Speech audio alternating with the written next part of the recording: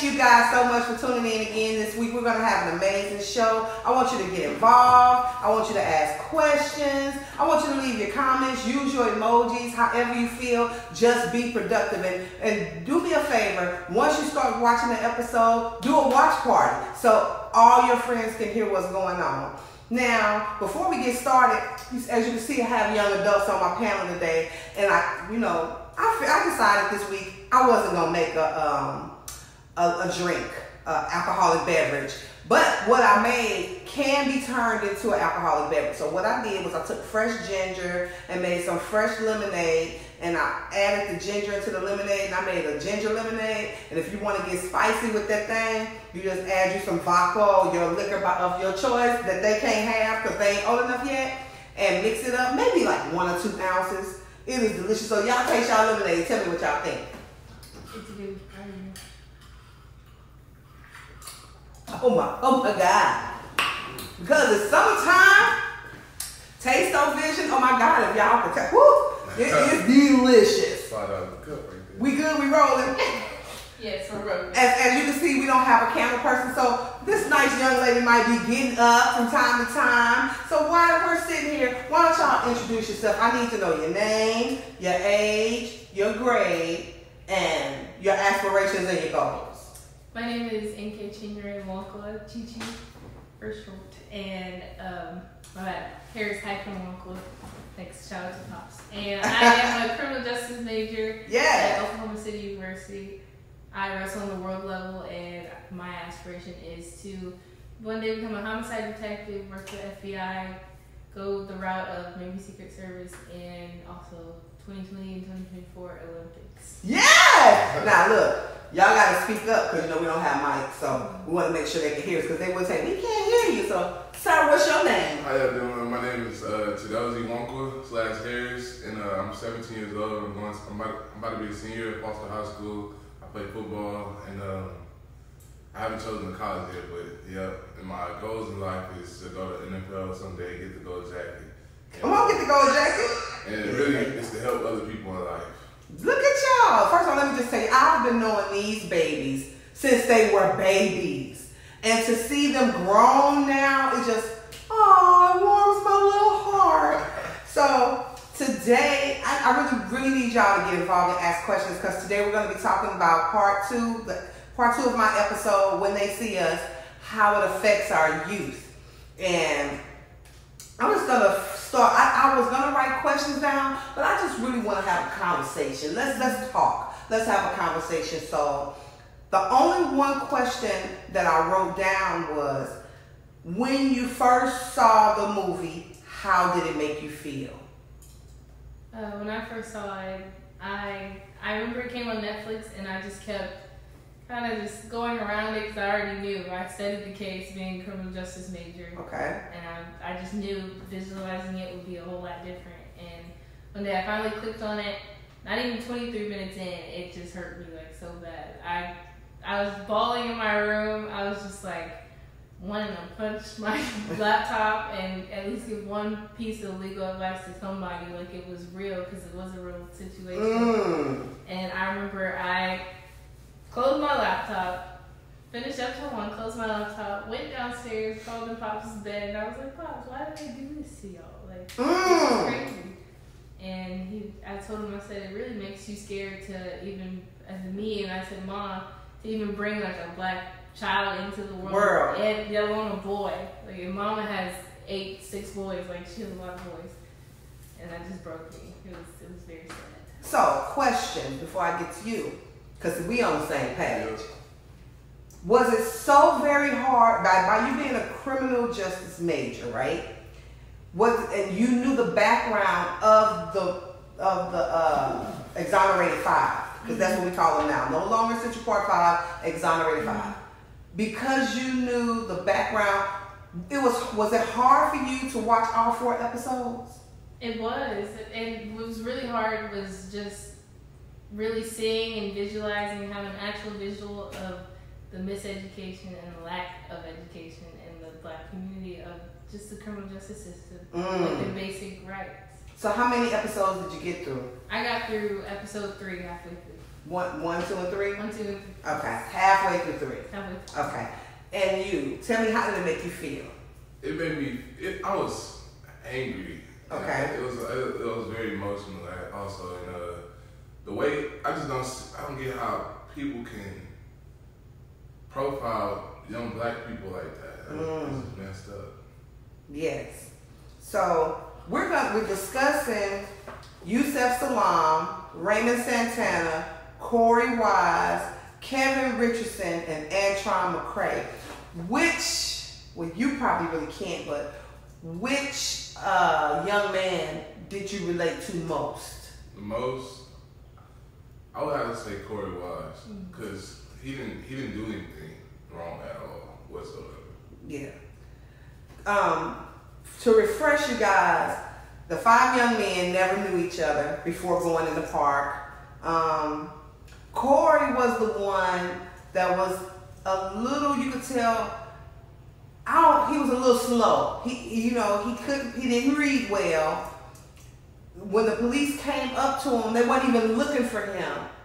So to see Corey not even being looked for, even though they were all innocent, and he stayed in jail the most, how did that affect you and how they treated him? It messed me up a lot.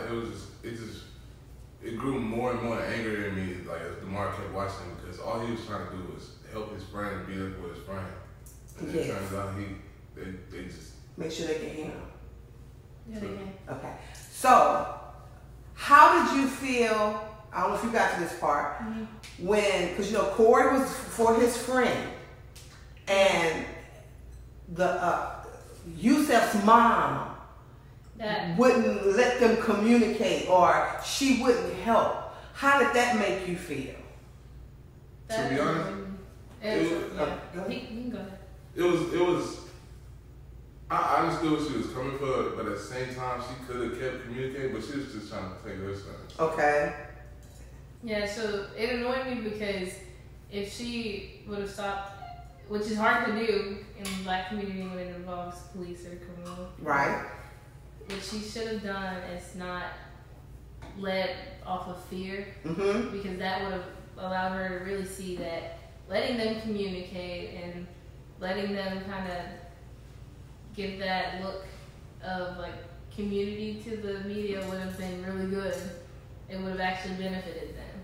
That's versus singling it out, So that was in 1989. In 1989, I was 17 years old.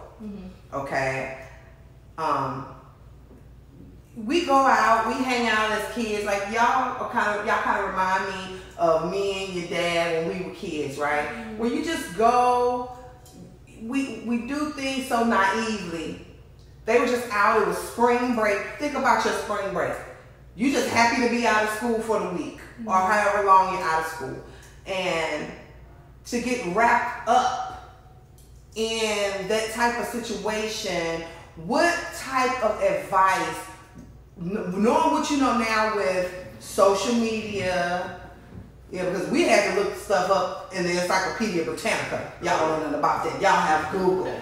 But with the information that you guys have now, what type of advice would you have given them in that situation? Definitely the first main one that everyone knows now, well, still there's a lot of people who don't know it now, is that you, as a minor, you do not have to say anything. Okay. And which was hard for them because it's not just being pressed verbally, they're being pressed physically, and they were being manipulated, as kids are easily manipulated no matter what. And I would have just told them that main thing. Like, biggest thing for me, I always grew up knowing that Mom always told me I don't have to sign anything. Right. I do not have to. And I remember I'd be in, I was bad once before too, and I'd be in detention. They weren't bad, but I'd be in detention. And they want me to sign this paper even though I didn't do a certain act, and I was like, nope. My mom said, I was a white girl, my mom said I don't have to sign that. Like, I waited for her. Gotcha. So what type of advice would you give? Piggyback on what she said, don't sign anything unless your parents are around, and just be around the right I wouldn't say people, but the right area, the right. Just know your surroundings. Know your surroundings. Know your surroundings. That's good. So you hanging with your friends, y'all kicking it, and you see other people doing wrong. After watching this movie, would you make a different choice? Like, you know, sometimes we see people tripping, they kicking it, they call it wilding. When I was a kid, you know, you see somebody wilding out, and you're like, oh man, dang. But would you make a different choice after seeing this documentary, after seeing this movie? Like, if somebody doing something out of line and out of control, would you, A, just kind of stay around and go another way, or would you just remove yourself from the situation? Honestly, I wouldn't initially, like, and I've been in situations like this, I don't remove myself right away. I go, and knowing that I know what to do in the right move now, because this is my second chance, I go and I'm like, hey, like, this is not the right place to do it. Y'all might want to come on. I'll say it once, maybe even twice. After that, I can't do anything for you. I can take you with me and try, but you have to walk yourself. Come on out. Yes, sir. What about you? Well, I would, knowing the person I am, I would walk away just to keep myself out of trouble. But I wouldn't, if it was somebody I knew, I wouldn't want them to be around that. And I would, what she said, I would keep them away. Do you think this generation kind of getting away from the movie, but it really has to do with it? Do you think this generation, you guys have a hard time controlling your emotions? Like being quiet, like you don't always have to have the last word, or you always want to pop off, you always want to be right. Do you feel like now, after watching this, sometimes it's better to take a step back and just be quiet? Now, I wouldn't say take a step back and be quiet, but take a step back and observe, because there's a big difference. Like, you have to really, like, be strategic and know how to, like, I guess code switch in that sense. Like, all black people code switch. Because you're... Break it down for me. You strategize. Like, you know, around this group of people, you gotta act this kind of way. But you can still be your black, like, beautiful self, but you have to kind of reword it a little bit just to get their attention. And I know back at home, I can use whatever kind of slang I want as long as they get it. There's love there. You have to know when to code switch. You have to be strategic and just observe your surroundings and know. Look at that. Come on. You got something to say? We're going to go on. Yeah, she said. Come on. Hey! Okay. I'm going to be some quiet one day. Yes, you are. Do we have any questions before we move on? No, we don't. We have questions? Okay. How did you guys feel about the justice system and police officers and detectives after seeing, and attorneys after seeing this movie? Because police officers are there to protect and serve, right? But really, sometimes, do you feel like instead of protecting and serving, they're policing us? Yeah, they're trying to make a quota. Most of them are. And it's I will say they are at fault, but at the same time, there's like a small percentage where initially they're not. So you'll have some police officers that go into the academy and they're really looking to make a change. Like, even the black ones, they're really looking to make a change, make a difference. But they're also as influential or influenceable as a child is, because they're looking up to people. They're being told what to do. And over time, if you're not strong enough and you don't have the right core values and the right people to go to and talk to, your morals can be shifted and changed to think this is right, and it can be skewed where you're teetering the line. To elevate in the, okay. So, Doc, you're a young black man, you're 17 years old. How do you feel about the justice system and police officers? And talk about police brutality. How does that make you feel? Because you are how tall? I'm 6 foot. He's 17. Do you hear this deep voice? So he's 17 years old. Nephew is 6 feet tall. 200 and what? 290. I will say this. Because I'm legit, like, episode 2, I went downstairs, and I haven't talked to Diane, but I am going to, because he even knows, like, I won't let a whole female walk up to him without some rules and concerns. But I went to Joke, our little brother, and I told him to Joke, if you're ever in a situation like that, and you're thinking like, oh, I can't call mom because call me. Let's say you literally have a sister who knows this entire background. Call me. Just like that. So do you feel like, because I know a lot of them said that they thought the police were their friend. Mm-hmm. Like they could trust the police. How did it make you feel after watching how they manipulated them? How they did trick them. They didn't give them any food. They didn't give them any water for days. And told them to turn down representation. So how do you feel about the police officers and justice system now? I feel like they should lose their job. Like if something like that was to happen, they should lose their job like automatically. But that's just my opinion. It just made me so upset and just all emotions, angry, sad. And I realized, I said to myself, there was a black officer there, young black officer, like he was a novice, just kind of learning the ropes. They may think that they can't do anything because they're so low in the totem pole. All he had to do was shed light on it. One little, well, not video, but all he had to do was shed light on it, get the news station, like during that time, any word about that would have been hot fast. You're right. Yeah. You're absolutely right. So, let's talk about Antron real quick. Antron McCray, as a young man, Pops is always down for you. Everything. How did it make you feel to, one, watch the police manipulate his dad, and two, in turn, the dad manipulates his son to plead guilty, or just say, not plead guilty, but say whatever they tell you to say, and so you can go home. As a man, how did you feel about his father when he did that? I felt disappointed. Like you shouldn't, no, not in no circumstance, you shouldn't buy into that. Like it shouldn't at all. That's good. How did you feel about that? I felt disappointed at first, but then I had to realize in that situation, his dad, Antron's dad, was just as much as a child as he was, because his mental, like, educational level on that level is, he moves from just, if you go man-to-man police officer and Antron's dad man-to-man, they're here. Once he got his son being in trouble, he's vulnerable, and now he's looking up, and he's like just as much as a kid is. So do you think that he was scared? His frame of mind was he was scared because what I took from it is the job he had, he never told that particular employer that he had been in trouble.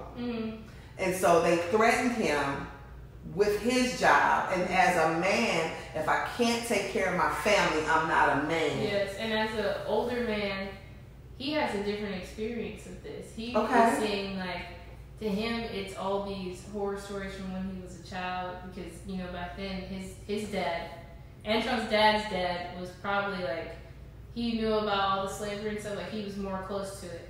So, to Antron's dad, all these nightmares of, oh, the white man can do this and that, and it's actually happened, are coming true.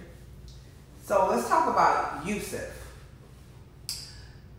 Yusuf lied about his age for girls, but Yusuf was really smart. And if you guys get the opportunity, go back on Netflix and watch the When They See Us Oprah interview. Did y'all watch that? I haven't watched it yet. You can tell just how smart he is. How did you feel when the police officer starts, stop talking to me like you're smart? Or he said something to the effect that, quit trying to talk proper. How did it make you feel? To me, it was like, oh, so a black man can't be smart? Because you guys are very smart. How did that make you feel? It made me feel like how they really see us. You know? There you go. It's just, I don't have no words for it. It's really a mental thing. Like, they, as in most white people, you do have some that are advocates, you know, love you, Coach Ray, it's my old wrestling coach. But that does not make up for the ones who just really are really blind and ignorant, and they honestly were raised to believe that we are just like monkeys, not smart, have a tail, all this stuff. It's crazy. So remember when, okay, let me just say about this. Before it started, I asked the kids, when you introduce yourself, lay your resume out. What your grades are like, because y'all both make good grades. 3.7 GPA. Yes. You know, they laid their resume out and their age.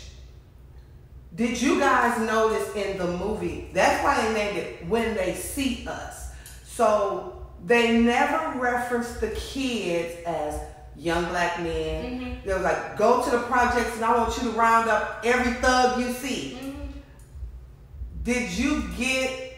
Did it make you feel like, dang, is that how they see us?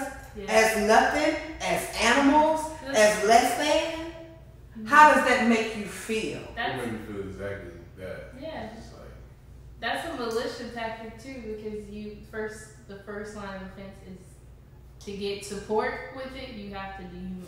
Break them down. You have to, like, for anything, and that's what they did. And it made me, at first, I wanted to switch majors. I was sitting in my room like, what the heck, like, I can't finish this, but then I realized I'm like, least I can do is finish it. They went through it. Yeah. I tried to finish it, and I was like, if anything, stick to my major, and can't tell you my whole plan, but I got it, and it's going to get me through it, so. That's my girl. Because you do know this is just a different slavery. Mm-hmm. This, you guys' generation, I want y'all to really start reading your black history. You know, because I love you guys if we have questions or comments, let's answer them now. But our sister's watching. Hey, so do we have any comments? No. And if you guys have any questions for them, please feel free to ask them. They're here to answer any questions. Feel free to ask. Michelle did.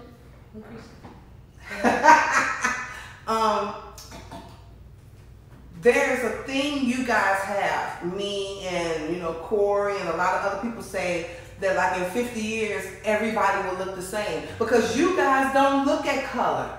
You guys don't care if they're Nurple, Asian, Spanish, white. You really don't care. Actually, I still do see color. Okay. You can't not see color. True facts. Can you put color aside for what's right? That's the thing.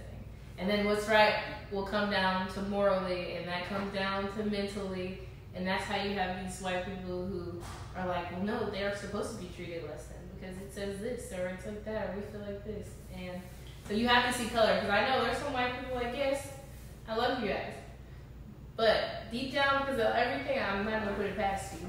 I can't put it past So y'all don't trust. No matter who they are, you don't trust. Initially, don't trust. You have to earn it. Facts. Mm-hmm. Facts. So, in wrapping this up, what advice would you give America in changing the justice system? Come on, Dot. Know where your kids at all times. That's a big Know exactly what they're doing. Try to be in their life as much as you can. Try to be close to them as much as you can. Because if you do that, you'll have no worries. And then there's no such, like what Dot said, there's no such thing as, oh, I can't, he shuts me out. You gotta go to his friend, his teacher, the neighbor who just sees him walk down from school, like everything. There's ways to do it. You shouldn't care about your image because you've lived your life, now it's your child's time, and you want him or her to actually get there to be able to live it.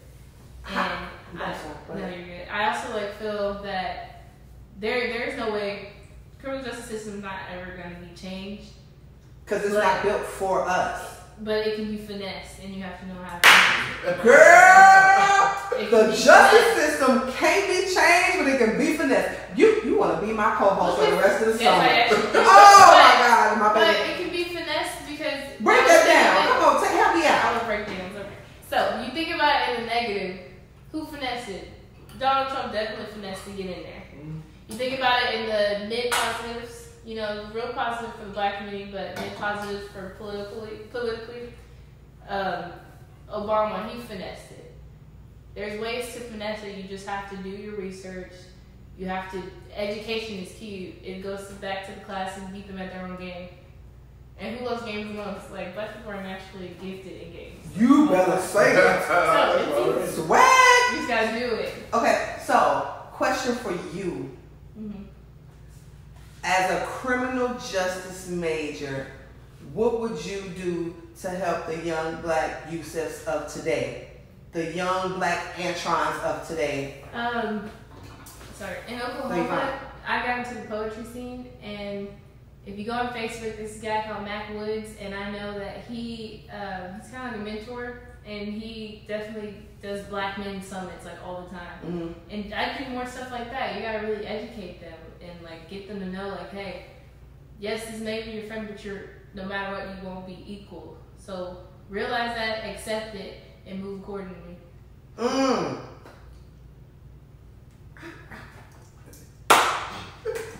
me see. Do we have any questions? Let me see. I think I got it. I think that's pretty much it. So I want to thank y'all for coming on. I want to tell you guys that you are great. I want to tell you guys that greatness lives within you, and no matter what society says, you can do and be anything you want to be. You want to get your doctorate, you can do that. You want to go to the NFL, you can do that. Because the word says you speak it. You ask God for anything in his son's name, you can have it. But faith without works is dead. Yes. So that means whatever you want to achieve, if you don't put the work in, it won't come to pass unless that's what God really wants for you. But y'all just keep working. Keep doing. I'm so very proud of y'all, and I'm so very proud of Courtney and Yolanda. They have done an amazing job with you guys. I want to say that for like, yes, I was going to say that too. Yeah, Mom and them. Lots of, they did not spare the rod either. We used to be bad, So for those parents or kids who are watching, like, oh, we can't be like that. They probably always been good. Nah. I didn't know what GPA was till my freshman year at the end of college, and I was trying to like barely pull my strings up, like my coach strings, and like, okay, I gotta pass because Mom's gonna be a man. Take a lot of act right. Yeah, it took a lot, but you gotta want to do it, and you gotta want to be different. So parents, there's no all those children are perfect. You just gotta find the right method and equation. And reach one, teach one. So whatever your parents instilled in you, if you see somebody that's kind of slipping or falling by the wayside, that's what brotherhood and sisterhood is. Mm-hmm. You're going to have to bring them in. Say, man, bro, that ain't cool. Yeah, amen. Best friend. That ain't going in the right direction. Now, like we say when we trying to tell people about Christ, I'm going to give you the game, but it's up to you to accept it or reject it. Once you've done your part, you're done. You know what I mean? Y'all got anything y'all want to add before we close? I'm sorry. That's about it? Educate yourself. Educate yourself. Google's not always wrong, so go in there and it will feel like a rabbit hole, but like it's gonna feel like a rabbit hole, but just for somewhere. Google is like YouTube. You can get on Google and YouTube and be on there forever. You don't have internet? I know you go to school, so go ask somebody who does. Books. What was the lady's name before we go? What was the lady's name who got raped in the park? I can't remember her name. Either. I can't remember.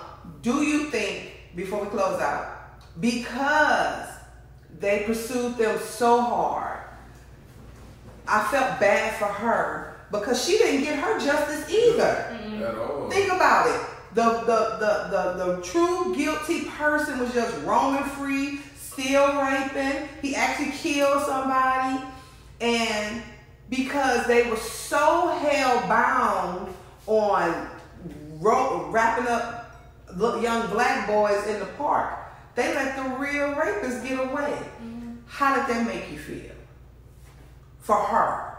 For her, I felt terrible for her, honestly. Because after all those years, it took that long for them to find that person. It's just, Yeah, same way, and I felt that, you know, with that can come a lot of emotional and just, like, a lot of distress. So I understand why she didn't turn back around and look back at the, I don't know why I feel like her name is Kathy, but whoever prosecuted them, some white name, whoever prosecuted them. But I understand why she didn't turn back around on them and point the finger and try and get some legal action for their just ignorance. Let's talk about the money they got paid. I know we're finna wrap up. We'll talk about the money they got paid. So they got $41 million, right? $41 million. After they paid legal fees and everybody, they probably had $4 million apiece. Not enough. It's still not enough. Nothing's gonna be enough. But getting the time back, which can't get time back. It just gives them means to kind of take care of their families.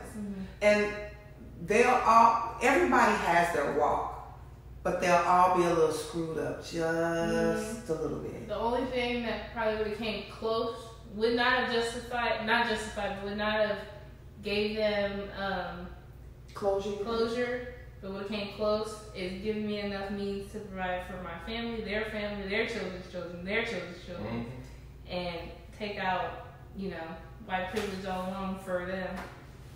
Do you think the people that did that to them should have went to jail? I mean, honestly, yes. Jail in a nice minority facility. It's a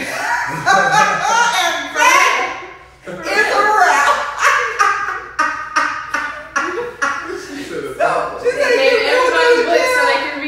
Nice minority facility. So remember the laugh, remember the love. Next week, I got a poet that's gonna be on board. We're gonna talk about the arts. Oh my God, and she gonna spit some great poetry. So if you want to come back, you want to come back? You want to be my co-host? Yeah. Okay, so Chi will be back. She'll be my co-host, and we'll have a poet, and it's gonna be at our original location. I can't wait. We're leaving the house, Lord Jesus. Thank you. So remember to laugh. Remember to love, remember to be the light, and always bear good fruit. This is hashtag I'm Just Saying. I love you guys. See you next week. Bye. Mwah. Did y'all have a good time? I had an amazing time. The panel was on point. They so into themselves, they ain't even talking to y'all. So what did y'all, girl, look at you. Okay. Period. So, I'm gonna have Chi all summer. She's gonna be my co-host, and I'm so excited about that because I've been needing help. And God, this your first time on the show. How'd you feel? It was for the first time. It was very great. The best. Did it inspire you? Yes, it really did. I want to start YouTube now. Yes. So look, encourage the kids to do better and be great. They can be anything they want to be. Y'all continue to tune in. We're going to have a great time. I love y'all. Hi, Terry. Ooh. And for everybody who is, especially if you black, and if you white, trying to give some, you know, get some black community in your life and show that you're not one of your, related oppressors, then you should definitely give free legal advice. Like sometimes, give back to the community, give some free legal advice. And the word for the week is finesse. Finesse is the word of the week. Watch the episode and you'll know why I say, "Ooh, my hair is cute today." That the word of the week is finesse. So I love you guys. Keep tuning in. See you next Saturday. Bye.